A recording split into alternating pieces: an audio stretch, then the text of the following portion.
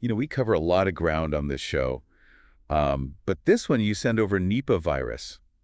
I mean, have you ever even heard of this thing? Right. Not exactly a dinner table conversation starter. It's definitely not your average everyday virus, though, that's for sure. Yeah, And from what I've been reading, it seems like something we should all know a bit more about.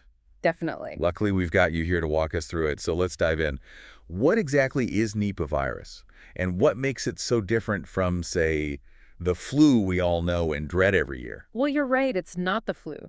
Nipah virus is what's called a zoonotic virus, and that means it can spread from animals to humans. Okay, so we've heard that term before, zoonotic. Yeah, and in this case, the main culprits for carrying this virus are fruit bats. They're the natural reservoir for Nipah virus. Fruit bats. We've talked about them on the show before. I think about rabies. It seems like they're often linked to these unusual viruses. It's true, they do seem to pop up quite a bit. But how does it actually jump from a bat to a human? Is it like a bite situation? Should I be worried about bats swooping down while I'm enjoying a fruit salad? That's a great question and honestly a common concern. But it's usually not direct contact with bats that's the problem. Sometimes pigs act as a kind of middleman. They get infected by eating fruit that's been contaminated with bat saliva or droppings, and then humans can get infected through close contact with those infected pigs. So it's like a chain reaction. Exactly. And there's also been documented cases of human-to-human transmission, which is definitely cause for concern. We've also seen cases linked to drinking raw date palm sap. Boy, really? Yeah, that's been contaminated by bats. Okay, so we've got contaminated fruit palm sap and even the possibility of human-to-human transmission. You're right, this is definitely not the flu. It's sounding like this Nipah virus is pretty good at getting around. But before we dive into how it spreads, let's talk about why we should be worried. What makes Nipah so dangerous compared to other viruses? What makes Nipah so scary is its high fatality rate. Oh, no. In some outbreaks, it's been as high as 75%. 75. 75%. Just to put that in perspective, the seasonal flu has a fatality rate of well under 1%. So we're talking about a significant difference in the potential impact. Wow, those numbers really put it in perspective. A 75% fatality rate. That's absolutely terrifying. What makes it so deadly? How does it do that? Well, one of the ways it achieves this high fatality rate is how it actually attacks us on a cellular level. So it uses a specific protein called ephrin B2 to enter our cells. Think of it like a key fitting into a lock. Now, this protein is found in many organs, but it's particularly abundant in our brain cells. That goes for the brain. It does, and what makes this extra concerning is that ephrin B2 is actually critical for the healthy development of the fetal brain. In essence, Nipah has evolved to target a pathway essential for life. It's like this virus read a textbook on human biology and decided to exploit our weaknesses. It's a scary thought, isn't it? It really is. But it sounds like there's more. You're right, it doesn't stop there. Nipah is also incredibly cunning in its ability to evade our initial immune responses. Our bodies have this amazing alarm system called interferons. They're like the first responders of our immune system rushing to the scene when a virus is detected. But Nipah is particularly good at sneaking past these interferons, giving it a head start to replicate and wreak havoc before our bodies even know what hit them. So not only does it target a vital pathway, but it also bypasses our early warning system. Talk about a double whammy. It seems like Nipah is coming at us with everything it's got. Given all that, what kind of symptoms are we talking about here? It's got to be worse than your average flu, right? You're telling me. It's definitely not your average flu. Nipah can manifest in some really frightening ways. It often starts like a bad case of the flu, fever, headaches, vomiting, those kinds of things. But then it can escalate quickly to encephalitis. Encephalitis. Now, that's a scary word. What is that again? Yeah, so that's inflammation of the brain. Oh, no. We're talking seizures. Some people even slip into a coma. And tragically, as we discussed, it can be fatal. It's incredible, and by incredible, I mean terrifying, Yeah. how a virus so small can have such a devastating impact on the human body. Yeah. And it sounds like even if someone survives a Nipah virus infection, it's not always smooth sailing, right? There can be long-term consequences. Unfortunately, that's true. Some survivors experience long-term neurological problems, things like personality changes or persistent seizures.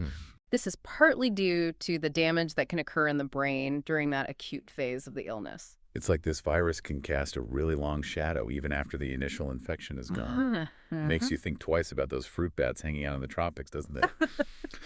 But on that note, we've talked about how deadly the Nipah virus is and how it spreads, but I think the question is probably on everyone's mind, especially after living through the pandemic, is could Nipah be the next global outbreak? Is that something we should be concerned about? That's the million-dollar question, isn't it? And it's one that scientists are definitely grappling with.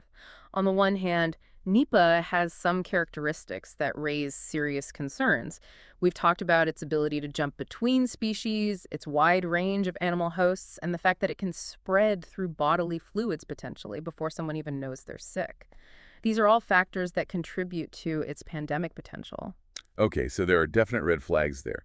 But on the other hand, you mentioned earlier that the outbreaks so far have been relatively limited. So it's not like it's spreading rapidly through the human population right now, is it? Exactly, and that's an important point. While Nipah is highly lethal, it's not as easily transmissible between humans as some other viruses, like measles or the flu, for example. Most of the outbreaks have been small and localized, often tied to direct contact with infected animals or contaminated food sources.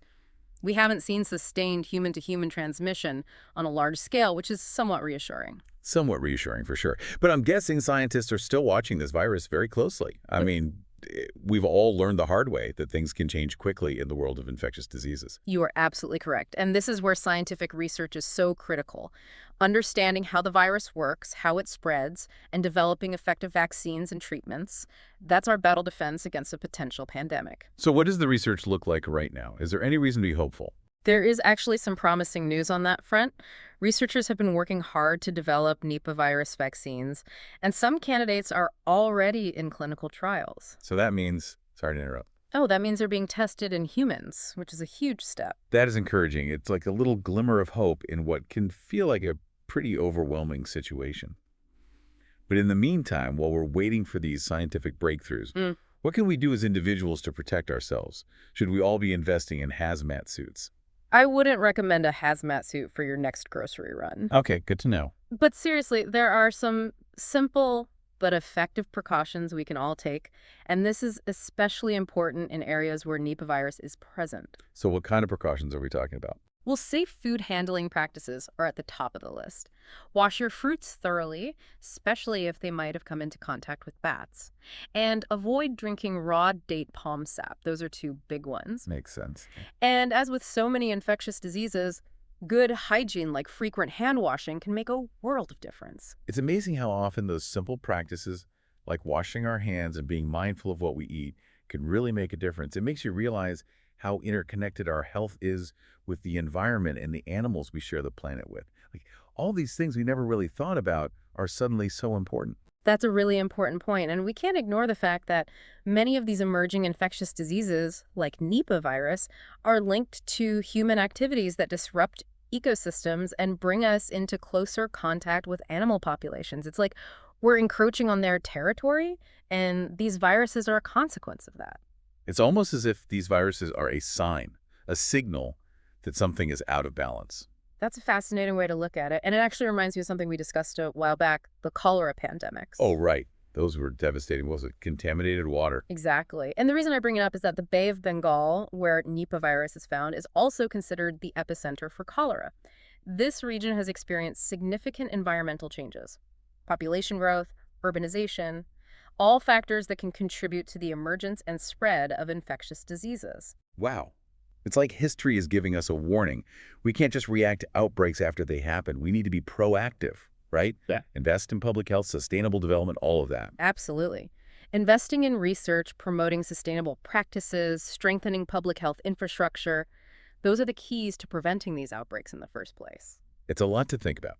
So as we wrap up our deep dive into the world of Nipah virus, I think I'm left with more than just facts. Yeah. It's this lingering thought. What if, instead of fearing these viruses, we viewed them as messengers, indicators of a planet trying to find its balance? That's a powerful perspective, and I like that. By understanding these viruses, their origins, and their behavior, we can gain valuable insights not just into the microbial world, but also into our own place in this delicate balance of nature. Food for thought indeed. Thanks for taking us on this deep dive. It's been eye-opening. And for our listeners, stay curious, stay informed, and let's all do our part to keep that balance in check.